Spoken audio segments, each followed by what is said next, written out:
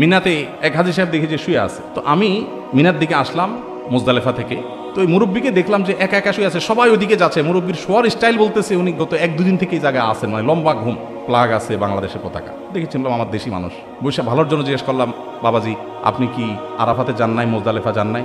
কয় না, আমি 2 দিন ধরে এখানে আছি। তোমাকে বলেন কি, সবাই তো চলে গেছে, আপনি যান নাই? কোন আমি যাই নাই, এখানে আছি, এই তো হজের এলাকা। তো আমি বললাম হজ হয় নাই তো, আরাফাতে না গেলে তো হজই হবে না, ওটা ফরজ।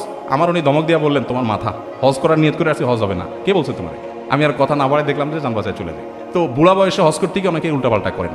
আমাদের দেশ থেকে সব বুড়া মানুষ হজ করতে যায় আর সব হারাহারি করে, এদিকে হারায় ওইদিকে যায়। আপনি ইন্দোনেশিয়ান, মালয়েশিয়ার অন্যান্য দেশ থেকে সব ইয়াং বয়সে হজ করতে যায়, ওরা হারায় না। আমাদের দেশে সব হারা। ছেলেরাও অনেক সময় নিজে হজ করতে চায় না, জন বয়সে হজ করে ফেললে শুনছি যে হজ করলে আর কোনো আকাম কুকাম করা যায় না। আমি কোরআন হাদিসে কোথাও কোনো ফেকার কিতাবে, মাসালার কিতাবে এটা পাই নাই যে হজ করলে আর কোনো আকাম করা যাবে না।